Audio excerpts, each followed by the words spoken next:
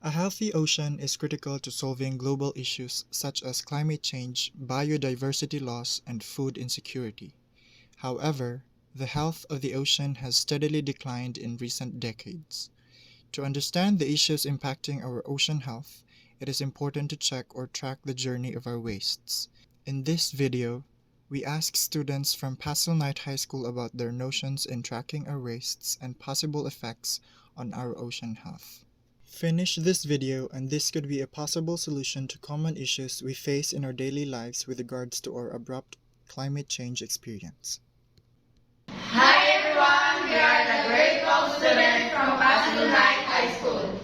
Alright, so this time we will be having a short interview with regards to how we could track our wastes and what are those impacts to our ocean health. Okay? Alright, so let's start with what are wastes? Ang waste ay itong mga bagay na hindi natin magagamit at magagamit pa ng ibang tao. Example, papers like scratch papers, newspapers, and magazines. Plastic bottles like litter spring, seat tools. Another example is cartoons like boxes. And also the examples of cans like sardines and century tuna. And lastly, disposable containers where you can put your leftover foods or your things. So what are ways you could suggest on how we could track our wastes? It is important to track our waste because it could affect our environment and especially our health. Here are ways how we can track our waste. For example, proper garbage disposal. So, ang pinakamayan na itong buhaton, kung nakabasura or nakakita ka basura, is ilagay mo sa sakong butanganan or sa trash can. And here's a scenario. So, naglakaw ka sa dalan while you're eating a quick in a cup. So, pag human yung gaon, like, nangita ka o trash can, but wala kayo nakita. So, another thing na dapat yung buhaton is, ano siya dalon sa inyong balay, and then ato mo labay, or mangita kang like basurahan para ato mo labay. another example, dili mo pataka labay basura sa mga kanal-kanal or sa mga sapa. Kaya konektado ito sa ating ocean. From canal to sapa, then sa dagat, then lastly is the ocean. Once we pollute ang ocean, maapekto ato pang kinabuhi. Example, mamukot, mamasod, dili na sila kakuha ang mga isda tungkol sa kadaghan sa basura sa dagat. Another way is to segregate our waste properly. Malata, malata, or recyclable. One way to also use our biodegradables is to dig a compost pit. Pwede na siya magamit para manindot ang tubo sa atong mga tanong.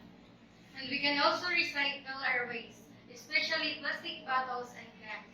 Instead of throwing our cans and plastic bottles, we can use them as a flower pot, especially the bottles, and the cans can be used as a plant holders.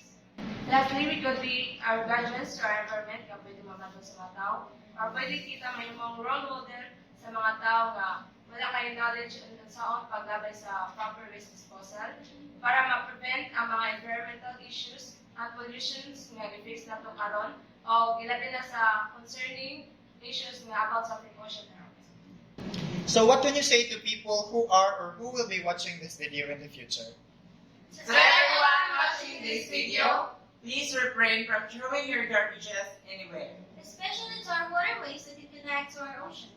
As we have all mentioned, waste could affect and impact our ocean health. Especially those people who are living near the sea, Who are depending their livelihood in the ocean health. So what could be our tagline for this video? Basura mo, basura na mo, problema na tong tanan.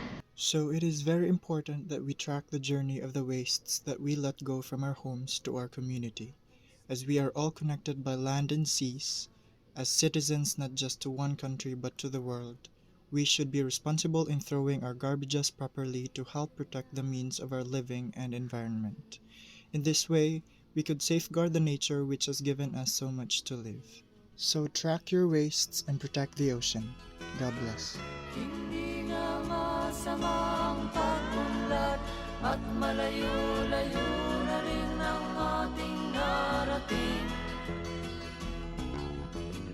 Ngunit mas tingnan mo ang tubig sa dagat, dati kulay asul, ngayon'y naging